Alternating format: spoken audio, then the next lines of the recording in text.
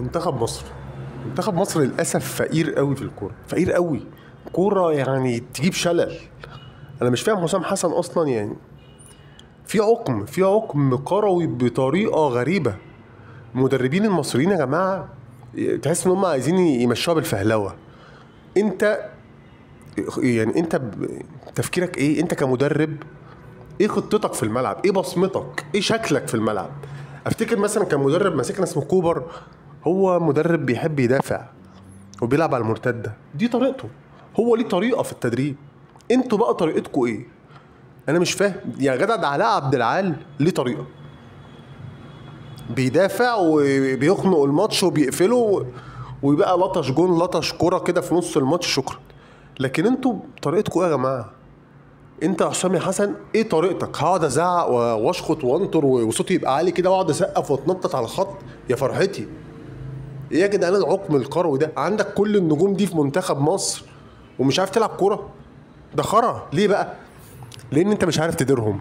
انت بتنزل النجوم ويلا يا جماعه انتوا بقى ايه، ظبطوا بقى انتوا الدنيا مع بعض بقى، شوفوا انتوا هتعملوا ايه، مشوا الكوره. ايه يا جماعه الخرا ده؟ ايه يا جماعه؟ ده في منتخبات بره فيها نجوم العالم، بس هم بيعرفوا. يعني بيبقى المدرب اللي واقف ليه طريقه في اللعب. طريقتك يا اما مدرب بتدافع وبتلعب على المرتدات، يا اما مدرب بتحب تهاجم وبتحب تجازف، بس ليك طريقه حتى في الهجوم. ليك طريقه في الهجوم، بتلعب مثلا على عرضيات، بتلعب على قلب الملعب، بتلعب على الشوط، بتلعب على الاختراقات، لازم تفضي حد. انت ايه طريقتك؟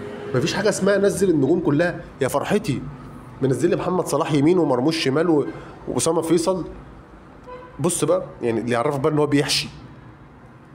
زيزو مش خط نص، زيزو مش خط نص، محمود تريزيجيه مش خط نص، بس طبعا ما ينفعش يقعدوا، فهنعمل ايه؟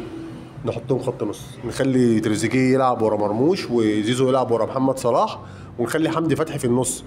يعني مش عايز اشتم. ايه ده؟ فين خط النص بتاعك؟ فين لعيبه خط النص؟ فين اللعيبه اللي مركزها بيلعبوا مركز 6 و8 و10؟ فين اللعيبه دي؟ هو حمدي فتحي بس اللي موجود.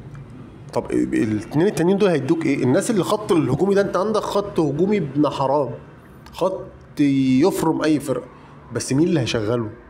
خط الدفاع. حمدي فتحي اللي هيشغل خط الهجوم ده؟ ما تقوليش بقى اصل انا هنزل محمود تريزيجيه يلعب لي 10، مش بتاعته. مش بتاع محمود تريزيجيه.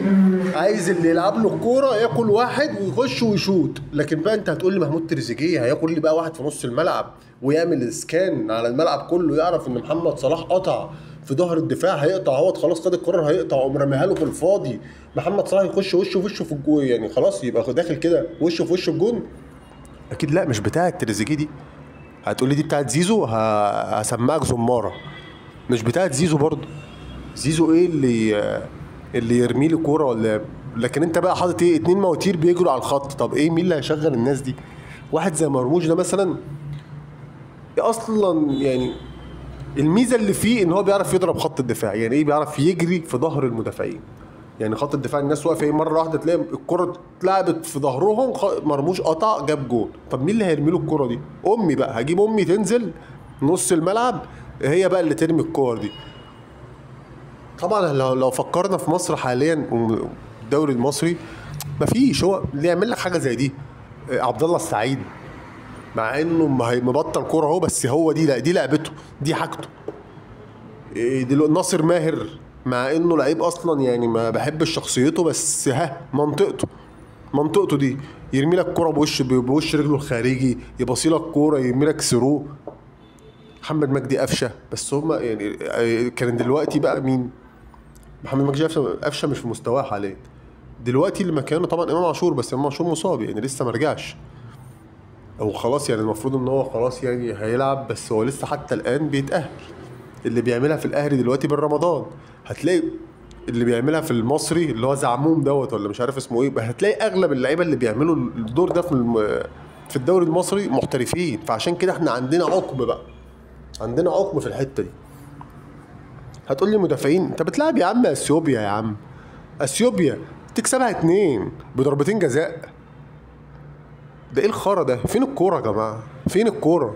انت رايح تقابل بوركينا فاسو هناك في ارضهم يوم الثلاث، ولازم تكسبهم عشان مش عايزين وجع دماغ ونقعد نحسب بقى ونعمل. فاضل 3 ماتشات، كسبت الماتش الجاي خلاص انت صعدت رسمي. بوركينا 14 بونت، انت 19 بونت. كسبت الماتش هي وقفت عند ال 14 بونت، وانت بقيت 22 بونت. خلاص هي يبقى فاضل لها ماتشين، حتى لو كسبت الماتشين هتبقى 20 بونت انت عديت. لكن انت بقى تخسر تبقى هي 17 ويبقى فاضل ماتشين وانت لسه 19.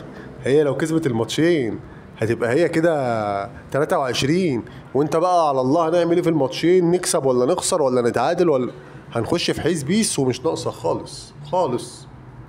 فيا ريت يا جماعه الاختيارات في المنتخب نختار اللعيبه يعني في اماكنها. اختار انت محتاج مين. مش عيب على فكره ان صلاح يقعد ولا تريزيجيه يقعد ولا زيزو يقعد ولا مرموش نفسه يقعد. ما انت كنت مقعد مصطفى محمد، مش عيب والله. بس نلعب كوره، نلعب كوره. منظرنا كان زي الخرا. الناس اصلا مش عايزه تروح الاستاد عشان تتفرج على المنتخب عشان الخرا اللي انتوا بتعملوه ده.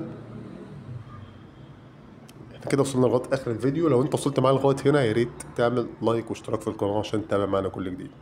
شكرا.